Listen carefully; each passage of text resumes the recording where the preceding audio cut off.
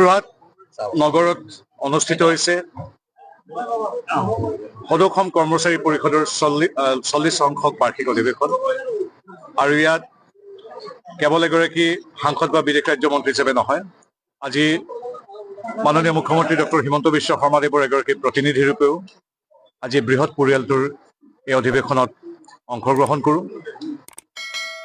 Doctor Himanta Biswa শৰ্মাদেৱ প্ৰথম মন্ত্ৰী হোৱাৰ দিনটোৰ পৰাই এই সংস্থাটোৰ সৈতে এগৰাকী পৰিয়ালৰ সদস্য ৰূপে ওতঃপ্ৰোতভাৱে জড়িত আৰু আমাৰ পৰিষদৰ তথা কৰ্মচাৰীসকলৰ স্থায়ী হওক বা অস্থায়ী হওক প্ৰতিটো অসুবিধা পৰ্যায়ক্ৰমে তেখেতে দূৰ কৰি আমাৰ লাখ লাখ কৰ্মচাৰীৰ পৰিয়ালৰ মুখলৈ হাঁহি আনিবলৈ সক্ষম হৈছে। এতিয়াও কিছু কৰিবলৈ বাকী আছে আৰু আমি এইকাৰণে ভাল পাইছোঁ যে কৰ্মচাৰী পৰিষদৰ প্ৰতিগৰাকী সদস্যই ডক্টৰ হিমন্ত বিশ্ব শৰ্মা বা ৰাজ্য চৰকাৰৰ ওপৰত গভীৰ আস্থা আৰু বিশ্বাস আছে যে তেখেত তথা তেখেতৰ নেতৃত্বাধীন মিত্ৰজোঁটৰ চৰকাৰে সকলোবিলাক নিয়াৰিকৈ সমাধান কৰিব।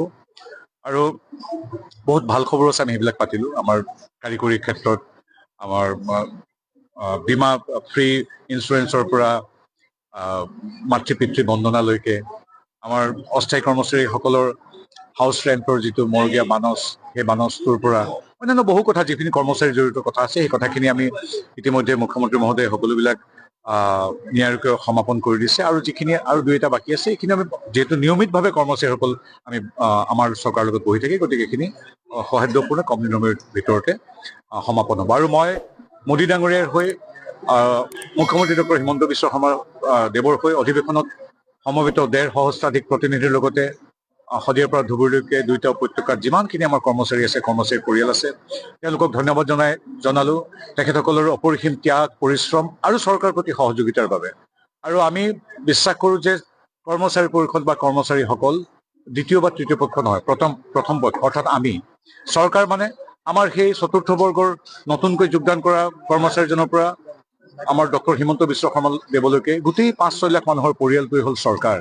এই চৰকাৰৰ প্ৰতিটো ভাল কাম অসমীয়া ভাষাক ধ্ৰুপদী ভাষাৰূপে স্বীকৃতি দিয়াৰ পৰা আলি পদূলিৰ উন্নয়নলৈকে আমাৰ স্কুল কেইখনৰ পৰা আমাৰ চাহ বাগিচাৰ যে 3,33,000 পৰিয়ালক আমি যে মাটি তেওঁলোকৰ ভূমি 200 বছৰৰ পিছত তেওঁলোকৰ স্বত্ব দিয়াৰ প্ৰক্ৰিয়া আৰম্ভ কৰিছোঁ, এই সকলো ভাল কামবিলাকৰ সম অংশীদাৰ হ'ল আমাৰ কৰ্মচাৰীসকল। মুখ্যমন্ত্ৰী হিমন্ত বিশ্ব শৰ্মাদেৱে সেই মন্ত্ৰই আগুৱাইছে।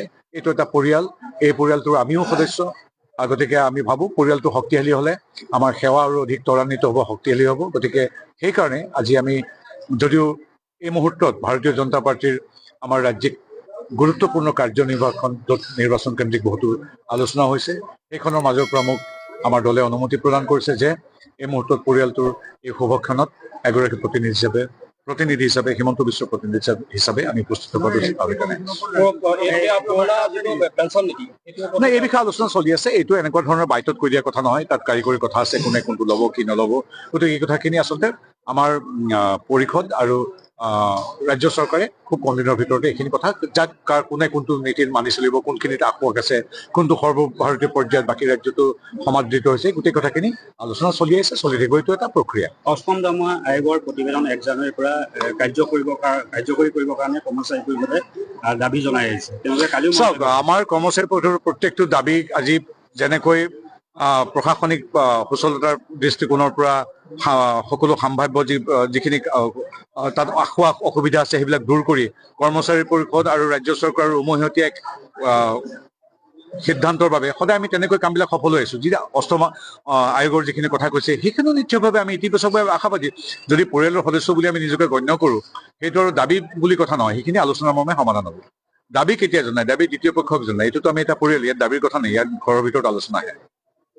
কৰ্মচাৰী পৰিষদৰ আগৰ দিনত দাবী আছিল, যেতিয়া কৰ্মচাৰী পৰিষদৰ চৰকাৰৰ পৰা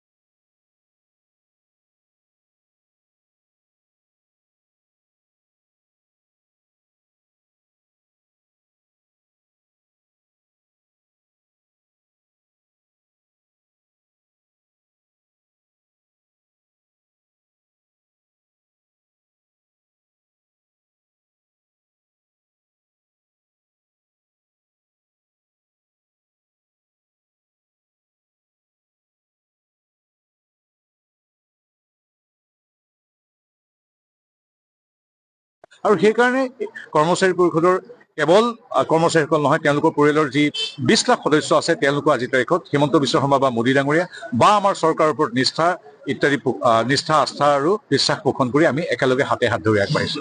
গতিকে সেই আগৰ দিনৰ মানে কি দাবী আমুক এইবিলাক নহয়, আমি পৰিয়ালৰ ভিতৰত নিজেই সকলোবিলাক ঠিক কৰি ল'ম। হয়, আমাৰ আমন্ত্ৰণ ক্ৰমেই আমাৰ মন্ত্ৰী মহোদয় পবিত্ৰ মাৰ্ঘেৰিটা ডাঙৰীয়া তেখেতে আমাৰ সভাত আহি আমাৰ সভাৰ সুস্থ বৃদ্ধি কৰিছে। আমি তেখেতলৈ আন্তৰিক শ্ৰদ্ধা জ্ঞাপন কৰিছোঁ। আৰু লগে লগে তেখেতে আমাৰ কৰ্মচাৰীৰ লগত জড়িত বিভিন্ন বিষয় ইয়াত তেখেতৰ বক্তব্যত প্ৰকাশ কৰিছে। ইতিমধ্যে ৰাজ্য চৰকাৰে বিগত আমাৰ এই কাৰ্যকালত যিখিনি আমাৰ কৰ্মচাৰী সমাজৰ কাৰণে কাম কৰিলে, এই কথাখিনি ধৰক আমাৰ নগদবিহীন স্বাস্থ্য সেৱা আঁচনি বা আমাৰ শূন্য বীমা আঁচনি, আমাৰ ধৰক এই বিষয়টো আছিল আমাৰ মাষ্টাৰ ৱৰ্ক চাৰ্জ, সেইসকলৰ যিটো 50% হাউচ ৰেণ্ট, আমি আচলতে 100% হাউচ ৰেণ্ট পোৱাটো আজিৰ তাৰিখত বিচাৰিছোঁ। অন্যহাতে আৰু আমাৰ এক্স কেডাৰ পষ্টৰ যিটো আজি বহু বছৰ যদি সমাধান নোহোৱা তেওঁলোকৰ কোনো প্ৰমোচন নাছিল, সেই প্ৰমোচন ব্যৱস্থাবিলাক হৈছে তেখেতৰ বক্তব্যত সেইবিলাক নিশ্চিতভাৱেই চৰকাৰে আদৰণীয়ভাৱে বৰ আন্তৰিকতাৰে কৰ্মচাৰী সমাজৰ কাম কৰি গৈছে। আৰু আহি থকা দিনত কৰ্মচাৰী সমাজৰ যিবিলাক বিষয়, যেনে ধৰক আমাৰ শিক্ষকৰ আৰ্জিত ছুটি বা অন্যান্য যিবিলাক আমাৰ গুৰুত্বপূৰ্ণ বিষয় আছে, অষ্টম দৰমহা আয়োগৰ প্ৰতিবেদন, NPS UPS বিষয়, এই সন্দৰ্ভতো তেখেতক আমি অৱগত কৰাইছোঁ। আৰু ইতিমধ্যে আমাৰ অধিৱেশনতো এই বিষয়বিলাক সজোৰে উত্থাপিত হৈছে।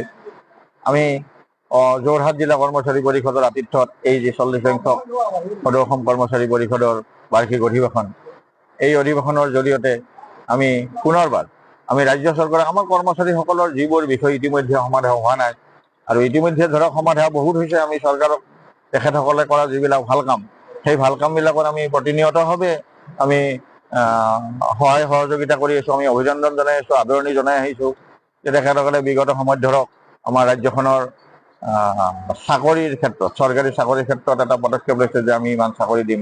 ইতিমধ্যে প্ৰায় 1 লাখৰ অধিক, প্ৰায় 1.5 লাখ বুলি ক'ব পাৰি চাকৰি এটা নিকা ব্যৱস্থাৰ জৰিয়তে চাকৰি প্ৰদান কৰিছে। এইবিলাক ক্ষেত্ৰত সদৌ অসম কৰ্মচাৰী পৰিষদে অসম চৰকাৰক আদৰণি জনাইছোঁ। আমি নিশ্চিতভাৱে আদৰণি জনাম আমাৰ অষ্টম দৰমহা আয়োগৰ প্ৰতিবেদন আয়োগ গঠন কৰিব লাগে, আৰু 1/1/26 তাৰিখৰ পৰা আমাৰ এই আয়োগ কাৰ্যকৰী কৰিব লাগে। ইতিমধ্যে কেন্দ্ৰীয় চৰকাৰে যি নিৰিখত আমাক বেতন প্ৰয়োগ, কেন্দ্ৰীয় চৰকাৰৰ অধীনৰ কৰ্মচাৰীসকলক বেতন প্ৰয়োগ কৰিব, ঠিক একেই ধৰণে অসম চৰকাৰৰ শিক্ষক, বিষয়া, কৰ্মচাৰী একেই হাৰত বেতন দিব, এই কথাবিলাকতে আজি উল্লেখ হৈছে ইয়াত। গতিকে আমি আজিৰ এই মুকলি সভাখনত পবিত্ৰ মাৰ্ঘেৰিটা ডাঙৰীয়া আহি উপস্থিত হোৱা আমি খুব ভাল পাইছোঁ, আনন্দ পাইছোঁ। তেখেতে মুখ্যমন্ত্ৰী মহোদয়ৰ বিশেষ প্ৰতিনিধি হিচাপে আজি সভাত উপস্থিত হৈছিলে।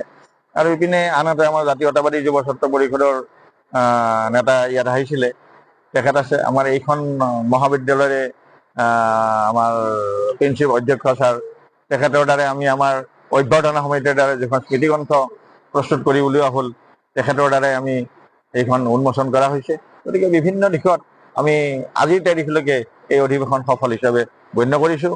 আমি আশা ৰাখিছোঁ আজি 2টা দিনৰ গোটেই বা বাতৰি আপোনালোকে প্ৰচাৰ কৰি আছে, তাৰ কাৰণে সদৌ অসম কৰ্মচাৰী পৰিষদৰ তৰফৰ পৰা আন্তৰিক ধন্যবাদ জ্ঞাপন কৰিছোঁ।